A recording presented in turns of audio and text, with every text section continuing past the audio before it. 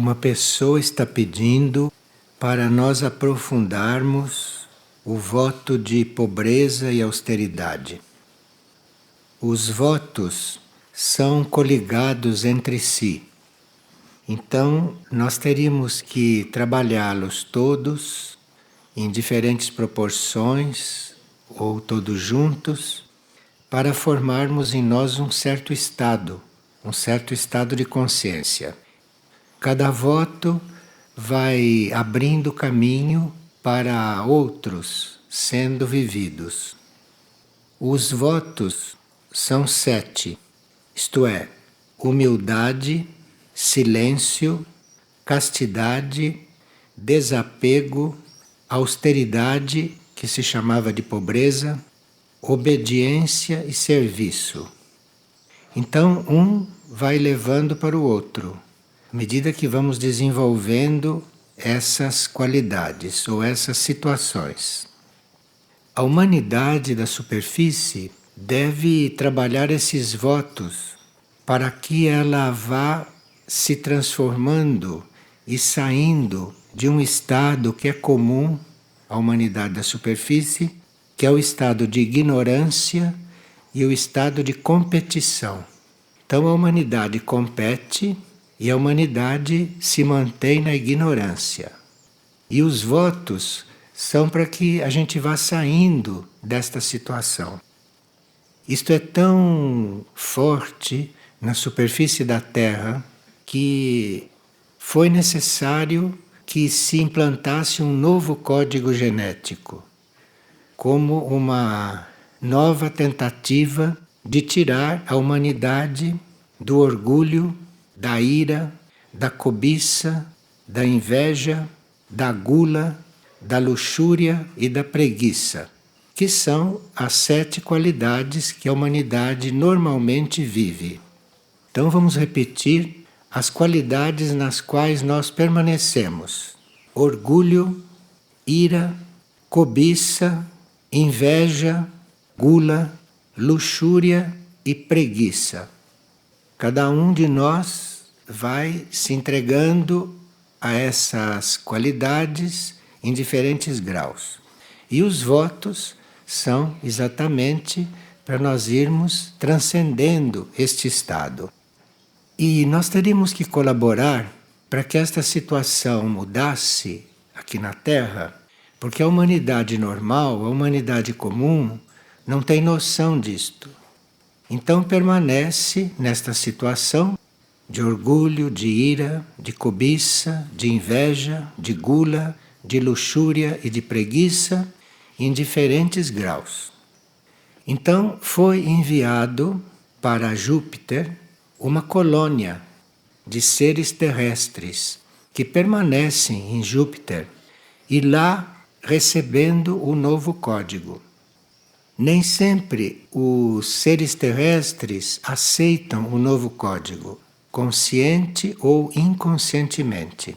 Então foi enviada uma colônia para lá, de alguns milhares de seres. Milhares não é um número exato, milhares é um número simbólico, para se dizer que foram enviados muitos seres, os seres suficientes para lá. E lá, esses seres estão sendo trabalhados no novo código. Isso é uma experiência que está sendo feita, e quando estes seres estiverem bem imbuídos e adestrados deste novo código genético, que lá é possível desenvolver, mas aqui, por enquanto, a humanidade não aceita, não absorve. Então, esses seres, quando estiverem prontos, ou esta colônia, quando estiver pronta, será reposta aqui. Mas isto, pelo que está programado, pelo que está organizado, vai acontecer este retorno desta colônia depois da purificação da Terra, não antes. Então vai haver a purificação do planeta e em seguida, quando houver possibilidade de ser reabitado, esta colônia virá para cá. E nós então teríamos que colaborar com isto, preparando este ambiente em nós mesmos para que houvesse no planeta Terra uma maior receptividade e também para que, com o maior número de pessoas se dedicando a esta reforma da natureza humana, esta reforma da situação humana terrestre, nós pudéssemos ir colaborando para que esta transição não fosse tão violenta, para que esta transição não fosse tão desarmoniosa e que o maior número de seres pudessem se valer dela positivamente. Como nós não somos aqueles que estão em Júpiter, trabalhando livremente essas qualidades, essas novas qualidades, o código genético GNA, nós estamos aqui candidatos a isto. Então, estamos nos trabalhando para eventualmente irmos nos aproximando desta nova situação e alguns de nós até irem recebendo o código aqui. Mesmo que a gente receba o código aqui, aqui não há um ambiente, nenhuma situação favorável para que isto possa se ampliar. Por causa da estrutura da vida, por causa da estrutura da civilização, da sociedade, então este novo código pode sim se aproximar de nós, pode sim ter uma semente dentro de nós, mas a vida normal das pessoas não permite que isto desenvolva além de um certo ponto mínimo. Então nós teríamos que trabalhar muito profundamente, teríamos que trabalhar com muita dedicação, com muita entrega, com muita devoção, para que isto fosse nos transformando, para que essas qualidades fossem nos transformando.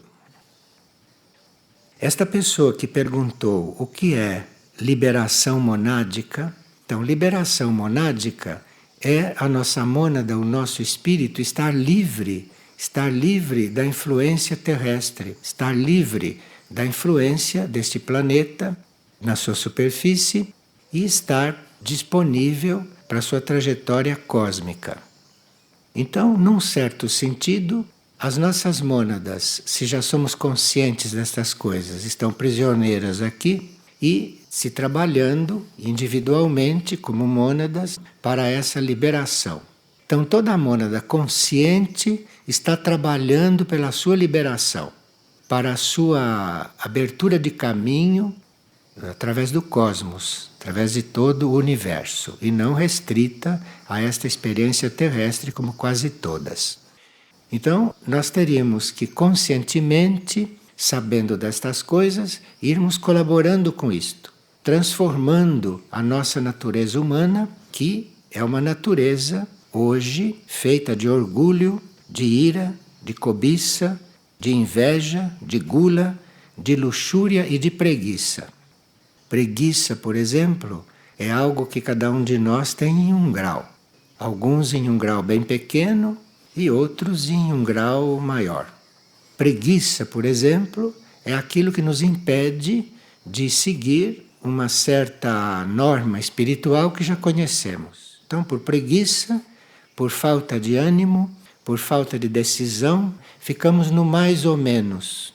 Ou ficamos com o pé em duas canoas. Então, quem está aqui está sempre com um pé em duas canoas, porque sabe aquilo que seria a vida num planeta evoluído e tem o pé na outra canoa, quer dizer, faz a vida que se faz aqui. Então, é por isso que, além de outros motivos, que existem os monastérios. Porque os monastérios são núcleos aqui da Terra, não são núcleos formados aqui por seres humanos, por seres como todos nós, mas que se dispõem a viver os votos. Então, a vida no monastério é uma vida dos votos. Então, existe esta possibilidade de nós nos entregarmos aos votos, de nós estarmos na vida exclusivamente para viver os votos. Não é que na superfície da Terra não exista essa possibilidade. Existe. Mas, mesmo quem está todo dedicado a viver os votos, tem em si muitas lutas, tem em si muitas coisas a resolver, porque todos nós viemos de muitas encarnações nas quais fizemos uma vida bem comum. De forma que isso tudo está muito arraigado, isto tudo faz parte das nossas células, e mesmo que a gente esteja dedicado a um monastério, nós temos ali dentro que trabalhar. Uns mais, outros menos, mas sempre trabalhamos. O monastério também representa aquilo que nós chamamos de liturgia. Vocês, quando entraram aqui, ouviram que os membros monásticos estavam cantando ou estavam orando. E isto faz parte do que se chama de liturgia. Essa liturgia é uma busca de nós irmos desenvolvendo em nós mesmos a harmonia do cosmos, a harmonia do universo. Então, de uma liturgia, podem fazer parte cânticos, podem fazer parte mantras, pode fazer parte orações, até que a nossa vida toda vá ficando imbuída desta harmonia representada pelos cânticos, pelos mantras, pelas orações. Então, a nossa vida vai ficando permeada por esta harmonia à medida que a gente se dedica a isto, à medida que a gente se dedica a esta vida monástica, nossa vida vai se transformando. E é muito importante que existam esses seres que se dedicam à vida monástica, porque eles, num certo sentido, se desenvolverem, são como uma referência para que nos observa de fora do planeta, eles são uma referência de um certo grau, de um certo nível que a humanidade possa conseguir. Então o monge não está pensando que ele é supra-humano. Não. O monge, ele deve estar se preparando, se organizando para ser uma referência de como deve ser a humanidade da superfície. Então, ele seria um ponto de referência. Para nós que olhamos para os monastérios, devemos ver ali um caminho no qual todos temos que chegar um dia. E quem observa de fora, quem está de fora do planeta, para observar em que sentido pode ajudar o planeta, vê nesse grupo monástico um padrão que a humanidade da superfície pode conseguir, pode chegar. Tudo isso está sendo dito, mas isto não quer dizer que quem está fora do monastério não esteja tentando viver as mesmas coisas. A diferença é que fora do monastério deve haver muitas forças em contrário, muitas situações, muitas circunstâncias que não ajudam, que não facilitam, que não promovem esta transformação. E dentro do monastério, essas forças não devem estar, pelo menos até o ponto em que nós temos consciência, de reconhecê-las e de transformá-las ou retirá-las dali. No monastério, essas forças não deveriam estar, mas aqui, fora da vida monástica, essas forças estão completamente soltas. Então, quem está fora da vida monástica e quer desenvolver os votos que poderão facilitar a implantação do novo código genético para uma nova humanidade, esses seres têm que ter uma disciplina toda especial. Um ser que quer ser um canal para o novo código genético, ser um canal para esse novo estímulo para toda a humanidade da superfície, esse ser terá que ter uma atitude, uma vida, um discernimento não igual ao da humanidade toda. Porque o da humanidade toda não facilita, não tem nada a ver com este novo código e com esta nova oportunidade que o planeta está tendo de se tornar um novo planeta. Novo planeta no sentido de ser aquilo que se chama um planeta sagrado. A Terra, entre os planetas do Sistema Solar, é um planeta não sagrado. Os outros, a maioria, são planetas sagrados, isto é, são planetas que conhecem, que reconhecem e que têm consciência daquilo que é a meta do Sistema Solar. Este é um planeta sagrado. Então ele sabe a meta do Sistema Solar, ele sabe o que o Sol representa, sabe qual é a meta do sistema e colabora para que a meta do sistema seja alcançada. A Terra não é um planeta assim. A Terra ainda é um planeta que, na sua superfície, desenvolve forças e coisas que são completamente contrárias àquilo que é a meta do sistema solar. Então, nós teríamos que, nesta etapa que estamos, de irmos reconhecendo estas coisas, de irmos percebendo estas coisas, nós teríamos que ir desenvolvendo algo que nos monastérios devia estar sendo trabalhado totalmente. Isto é, nós teríamos que desenvolver o discernimento, teríamos que desenvolver o amor abnegado, que não é o amor terrestre, não é o amor humano, o amor abnegado, que é um amor impessoal, um amor que não quer nada em troca, por isso se chama abnegado, e é um amor para todos e para tudo. Nós teríamos que ir nos organizando para nos transformarmos nesta direção. Então, discernimento, amor abnegado e perdão incondicional. Isto é, para os monastérios se dá esta pauta. Discernimento, que precisamos sempre, porque temos mente, e quem tem mente precisa aprender a discernir. O que é discernir no nosso nível? Não é? Então, quem tem mente tem que aprender a olhar o que está pensando e controlar isto. Isto é o discernimento. Eu posso, com isto, distinguir entre uma coisa que no momento é positiva e que no momento é negativa. Então, eu, se tenho discernimento, eu vou percebendo o que é positivo e o que é negativo e vou muito conscientemente na direção que eu quero. Isto chama-se discernimento.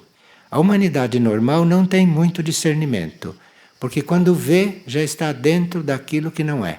E quando vê, já está toda comprometida, já está cheia de laços com a matéria, cheia de laços com outros seres, e aí as coisas vão ficando mais delicadas para serem tratadas, porque aí entram outras coisas, outras tarefas que nós por karma assumimos. Então aí entra uma série de coisas que a humanidade de superfície chama de problemas. Não são problemas, são coisas através das quais nós vamos aprendendo. Aprendendo ao quê? A sermos livres. Porque as mônadas, os espíritos devem ser livres. Os espíritos não devem ser amarrados. Os espíritos devem ser livres. Então nós vamos aprendendo aqui neste curso primário, que é a vida de superfície, a irmos nos liberando, a ir desatando os nossos nós e a irmos entregando a nossa situação de forma que ela possa realmente se transformar profundamente.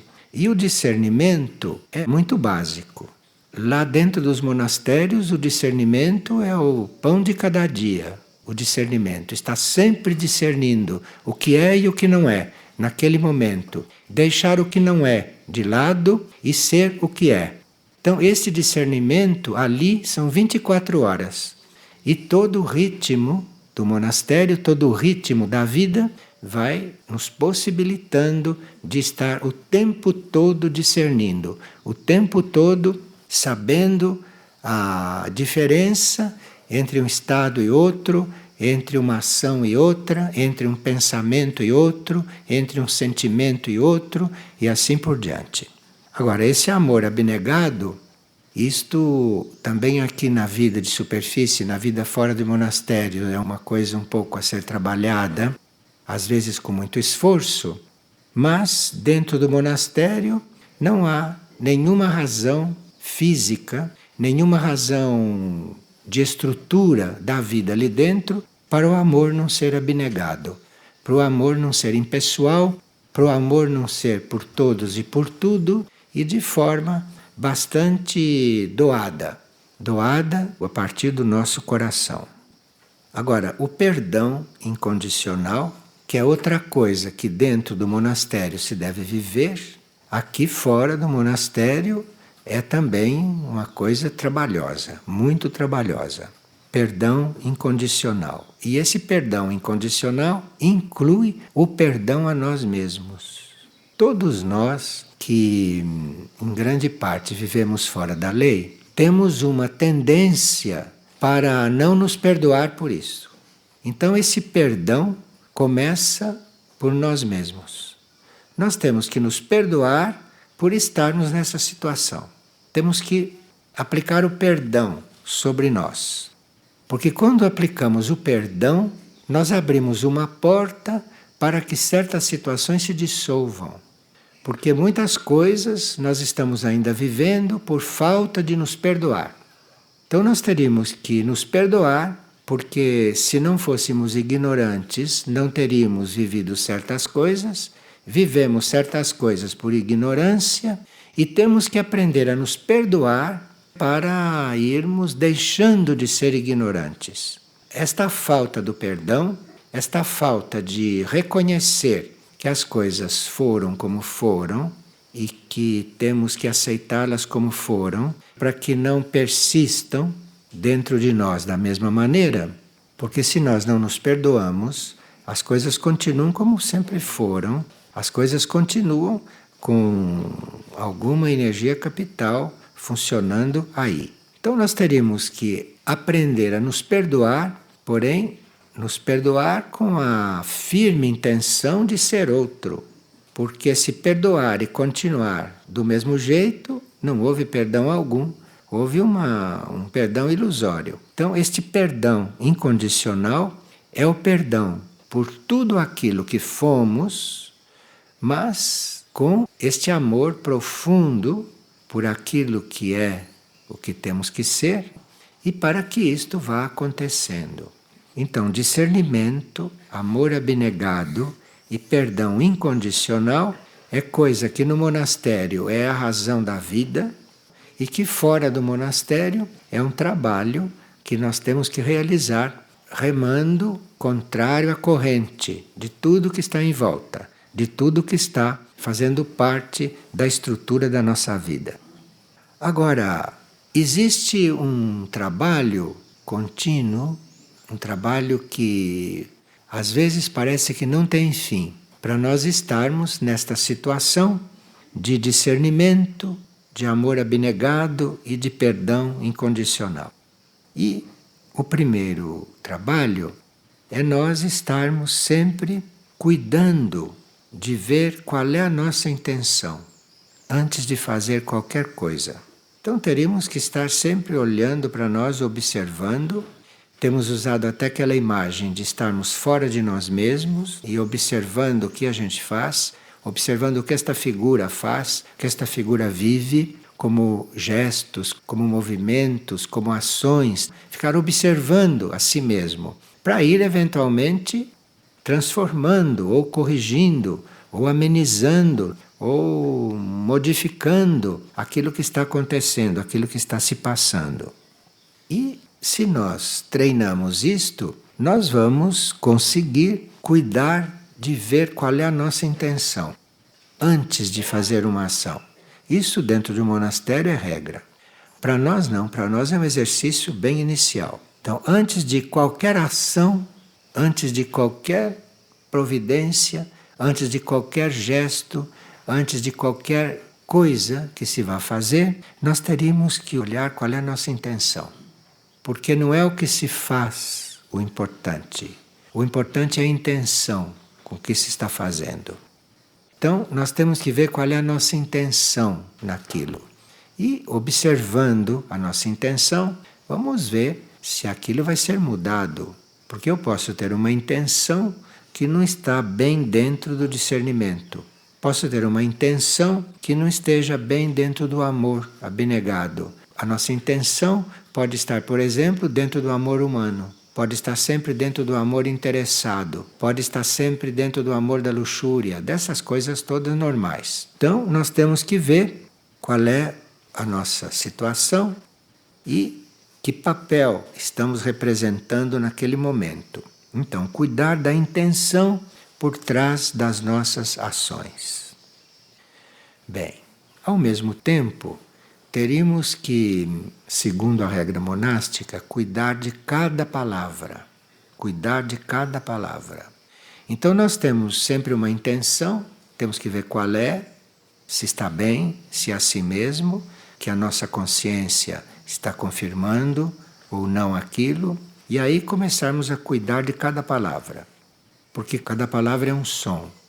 E todos os sons podem ser destrutivos, podem ser construtivos, podem ser criativos, podem ser desarmoniosos, podem romper com a harmonia do ambiente. Então, o som é uma coisa muito importante. E para nós, o som básico é aquele que produzimos com as palavras. E segundo a nossa intenção, atrás daquela palavra, vai produzir um som, que pode ser de diferentes qualidades.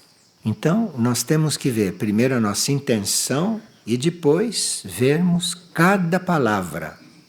E para ver se aquela palavra está imbuída de uma certa intenção, ou se está imbuída de outra. E aí é melhor não pronunciá-la, ou é melhor transformá-la. Veja, se a gente estivesse fazendo esse trabalho, falaria muito menos. Porque normalmente se fala sem saber o que está falando e sem saber o que aquela palavra vai produzir. Então nós falamos continuamente. Tem pessoas que falam tão depressa que aquilo faz um efeito destrutivo de metralhadora. Não sabem o que estão falando, não sabem qual é a intenção que está por trás daquela palavra, não? E, portanto, não cuida deste ponto tão básico. Vocês sabem que no monastério, na maioria dos monastérios, se tem a regra do silêncio. E essa regra do silêncio é para que a gente seja ajudado a só pronunciar aquelas palavras estritamente essenciais.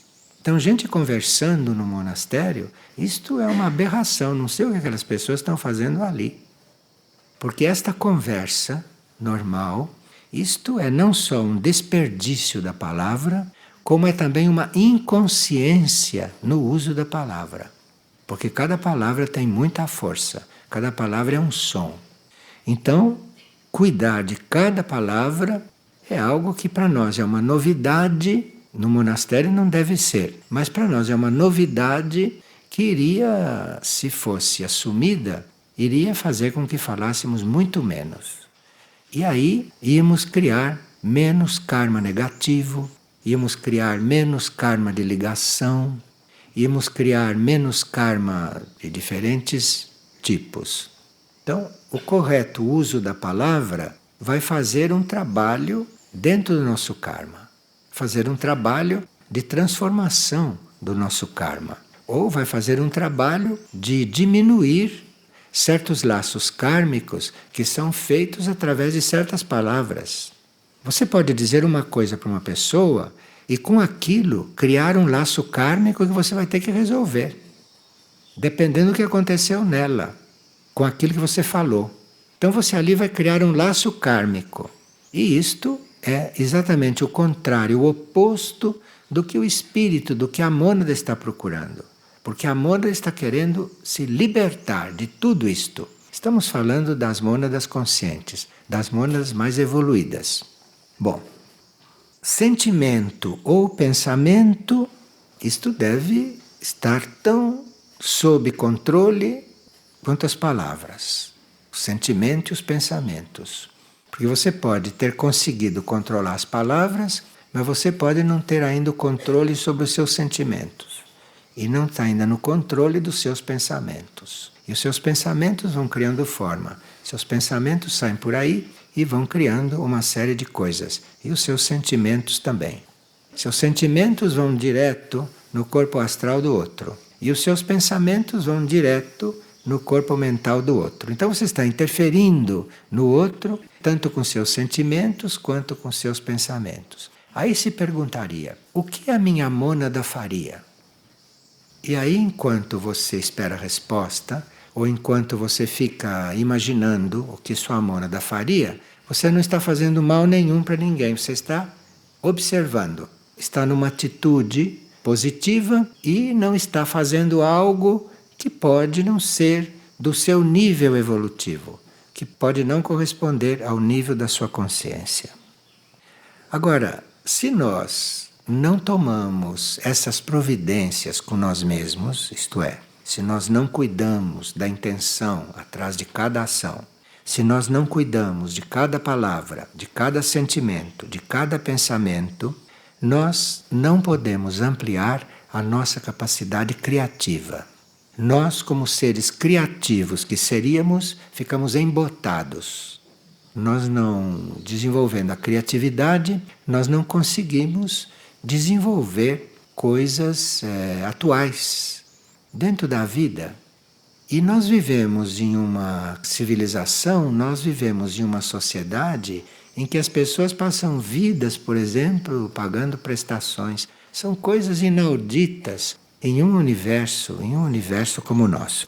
Então aquilo nos tira, nos tolhe ou nos dificulta a nossa capacidade criativa, a nossa capacidade de criar, a nossa capacidade de ser outro, de ser novo, de ser outra coisa, de dar passos, de evoluir dentro do nosso mundo consciente. A maioria das coisas, ou quase todas as coisas, nós desconhecemos.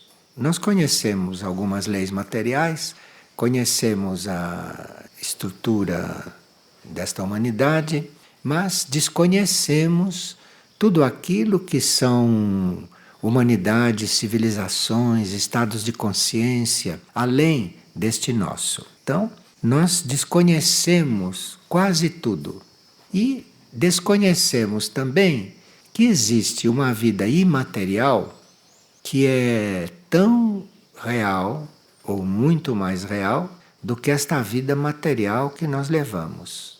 Então existe uma parte da vida, que é a vida antimaterial, que nós teríamos que aprender a reconhecer, que teríamos que aprender a amá-la por ser desconhecida, por nada sabermos dela. Então nós sabemos que existe uma vida imaterial, que alguns seres vivem normalmente, fazem normalmente, uma vida imaterial, e nós tínhamos que reconhecer esta existência desta vida e teríamos que ir introduzindo esta vida imaterial nesta nossa vida material para aliviá-la, para deixá-la menos pesada, para deixá-la menos kármica. Então teríamos que buscar tudo isto que é imaterial e ir trazendo para a nossa vida. Como é que nós vamos atrás desta vida imaterial? Como começamos? Qual é a porta de entrada? Qual é o caminho para a vida imaterial? O caminho é a fé. Então nós temos que viver a fé que chegaremos na vida imaterial. Esse é o caminho.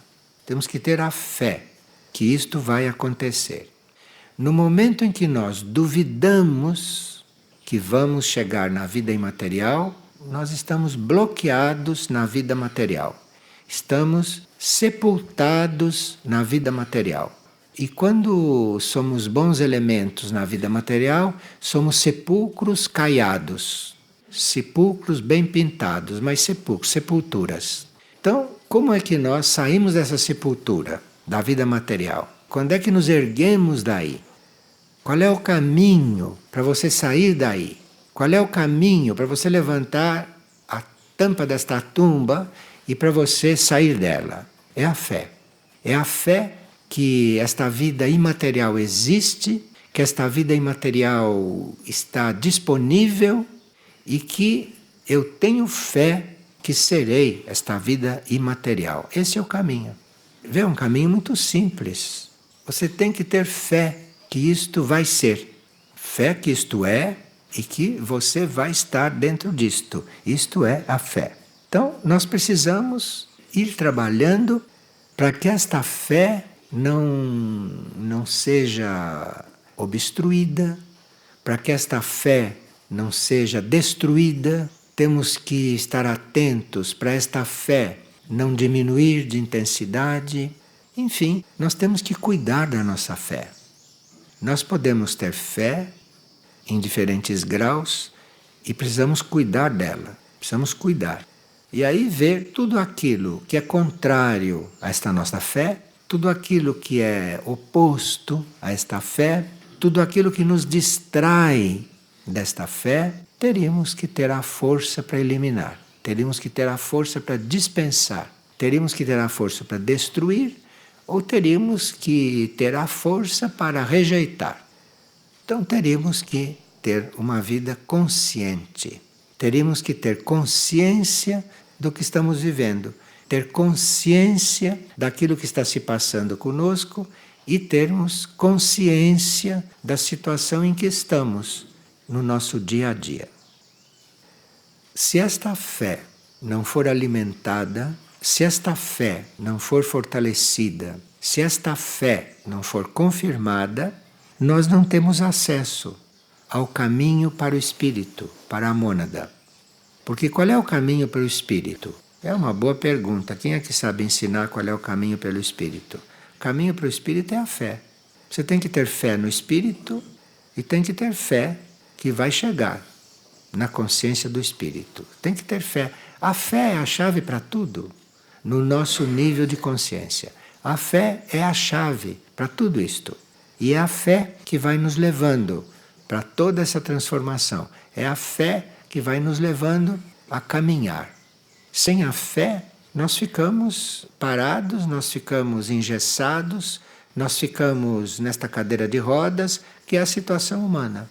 Então, nós temos que ter fé para podermos ir mudando a nossa situação, que às vezes nós não sabemos nem como mudar, porque é uma situação que vem de tantas vidas, tanto assim que fazemos as mesmas coisas vida após vida. Você encontra hoje filhos seus aí, dentro desta sala, sentado com vocês, filhos de outras vidas, e continuam a fazer filhos. Então, daqui a pouco, fica um incesto isso tudo, um incesto geral. A gente faz sempre as mesmas coisas. Isto nós teríamos que, a uma certa altura, com o nosso discernimento, irmos mudando, irmos transformando. Como? Tenha fé que você vai saber. Tenha fé que você vai saber. A fé vai trazer na sua frente o que você precisa saber para se transformar. Porque é muito delicado estar dando conselho para os outros. Porque o nosso jeito pode ser completamente diferente. Coisas que uma pessoa levou anos, vidas para resolver, nós podemos resolver em momentos. Nosso ritmo pode ser diferente, a situação pode ser diferente. Então não existem nesse ponto modelos fixos. Não existem modelos fixos. A fé é para todo mundo. Agora, quem não tiver possibilidade de compreender isto, então vai fazendo outros caminhos, vai aprendendo de outras formas, até que a uma certa altura vai ver que só lhe resta a fé. E é através da fé que as coisas vão se resolvendo. Agora, fé e realmente decisão. Decisão de seguir, decisão de fazer. Porque a fé está viva, está na sua frente, está clara, está mostrando o que é, está te alimentando, mantendo vivo. A fé está fazendo tudo isso. E você precisa segui-la. Você precisa chegar a reconhecê-la e segui-la. Agora, precisa ter essa intenção. Precisa ter essa intenção. Nós temos que ter a intenção. Quando se diz que é pela fé que se alcança a mônada, é pela fé que vamos nos coligando com a mônada. A mônada é um núcleo onde nós sabemos o que somos. Da mônada para baixo, nós não sabemos nem o que somos. Não sabemos o que estamos fazendo aqui, não sabemos de onde viemos, não sabemos para onde vamos. Da mônada para baixo, nós desconhecemos tudo. Vivemos na ignorância e, por sermos ignorantes, competimos. Competição é prova cabal de ignorância. É a primeira manifestação da ignorância, a competição. Nós vivemos nisto. E nós teríamos que realmente irmos providenciando a nossa libertação, para podermos reconhecer no espírito, na mônada, reconhecer esta força cósmica que somos, esta energia cósmica que somos, esta essência cósmica que somos, mas teríamos que chegar lá. Não se chega lá acumulando coisas. E não se chega lá só fazendo coisas. Nós chegamos lá é soltando coisas, nos desapegando de coisas e deixando de fazer coisas. Porque deixando de fazer coisas, a maioria das coisas que fazemos não tem nada a ver com o plano evolutivo, pelo contrário. Então a maioria das coisas que fazemos são todas involutivas, de um ponto de vista da nossa libertação. A maioria das coisas que fazemos nos aprisionam ainda mais. Então nós teríamos que, com o discernimento, irmos selecionando, irmos amando e irmos perdoando a nós mesmos por termos sido muito ignorantes até hoje. Temos que nos perdoar, porque senão fica isso segurando você em um ponto antigo, no ponto que você não sabia, não conhecia certas coisas, um ponto antigo. Então, se você não se perdoa, você fica preso lá, você não se liberta. E aqui, quem está nesta terra, se trata de se libertar. Isso é o trabalho. Agora, tem aí outros pontos sutis que podemos ir estudando um outro dia, não numa outra reunião, mas aqui já tem uma boa síntese para nós irmos refletindo sobre ela, para irmos discernindo, não sobre o que falou só, sobre o que você vai observando em si daqui por diante. Então você vai se observando e, com base na observação de si mesmo, você vai tomando suas providências, você vai tomando suas decisões, você vai discernindo as coisas, sabendo que o caminho é o caminho da libertação. O caminho não é o da prisão, não. O caminho é o da libertação. E aí você precisa ver em cada circunstância, em cada coisa, em cada fato, em cada pensamento, em cada sentimento, em cada ação, o que está te aprisionando e o que estaria te liberando. E você tem que escolher, você tem que aplicar o seu discernimento. E nós estamos numa vida kármica material, então abusamos muito da nossa inconsciência e hoje nos encontramos em uma verdadeira teia de coisas, coisas que nós mesmos armamos. Então nós temos que, com o nosso discernimento, irmos estar diante destas coisas, criando a ação que temos que criar, mas ao mesmo tempo cumprindo tudo aquilo como se aquilo não fosse conosco. O importante é cumprir. O importante é estar fazendo aquilo que nos cabe, mas como se não fosse conosco. Isto está por trás das ações.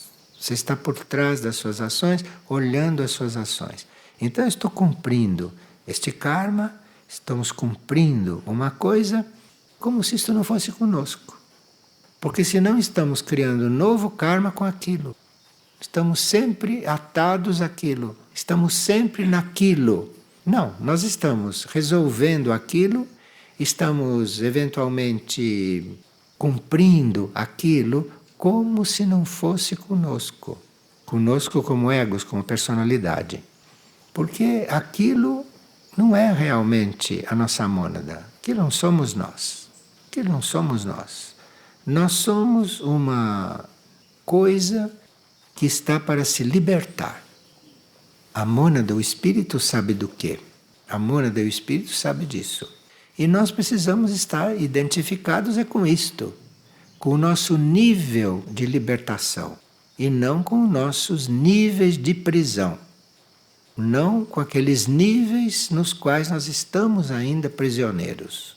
Então estamos sim vivendo uma prisão, estamos vivendo um trabalho nesta prisão, mas como se não fosse conosco. Isto já é um bom ponto. Um bom ponto. Como se não fosse conosco. Nós somos uma mônada lá no plano cósmico. O resto não somos nós. Estamos aqui porque temos algo a resolver aqui. E o que nós temos que resolver aqui é essa desidentificação de tudo aquilo que nos segura, de tudo aquilo que nos prende, de tudo aquilo que nos mantém presos. Vocês têm aí um livro chamado Padrões de Conduta para a Nova Humanidade, que eu já sei que já lemos, mas agora é um livro novo. Nós vamos olhar aquilo com outros olhos, vamos ler ali outras coisas, vamos compreender outras coisas. Ali tem pontos chaves dos quais nós não nos damos conta deles e que ali no livro estão bem situados dentro do conjunto da nossa situação atual. Então é um livro que nos ajuda muito. Agora, aqueles que quiserem se atualizar um pouco mais a respeito desses momentos de resgate, tem a Quinta Raça, que é o livro que foi escrito junto com este e que também nos esclarece sobre muitos pontos, principalmente no ponto de como nós estaríamos servindo, não, nesses momentos que se aproximam. Alguém tem alguma pergunta sobre isso? Para a libertação monádica, a gente precisa estar implantado o código genético novo? Bom, ninguém está coligado com esses assuntos se não tivesse o novo código já o rodeando. Se não estivesse já com o novo código tentando se aproximar e ancorar. E quando o novo código está presente, que isto é, quando evolutivamente chegou o momento de nós recebermos um novo código para sermos uma outra humanidade, então esse novo código já está pairando. Esse novo código já está pairando. E quando esse novo código está pairando, a gente percebe, porque está sentindo que não está numa intenção e numa situação igual a de todo mundo, está acontecendo alguma coisa ali de diferente, então esse novo código está se aproximando. E você precisa ir acolhendo. Você precisa ir perguntando dentro de você, fazendo as perguntas dentro de você. Esse novo código não pode entrar em alguém que não esteja aberto, que não esteja preparado ou que esteja muito envolvido com coisas que são do DNA, com coisas que são do código velho, do código antigo. Através do discernimento, você vai discernindo, você vai percebendo que este novo código está circulando, este novo código está se aproximando. Aí você vai discernindo como abrir caminho para ele, porque para certas coisas precisa do novo código. Mas se ele já está se aproximando, é sinal que existe ali uma porta de entrada. Precisa ir abrindo cada vez mais esta porta e não fechando. Quando se percebe que há alguma coisa se aproximando, é preciso acolher. É preciso não ter medo de acolher. O medo é o que faz quase todo mundo a não acolher. O medo. E tem medo de coisas que eles mesmos criaram.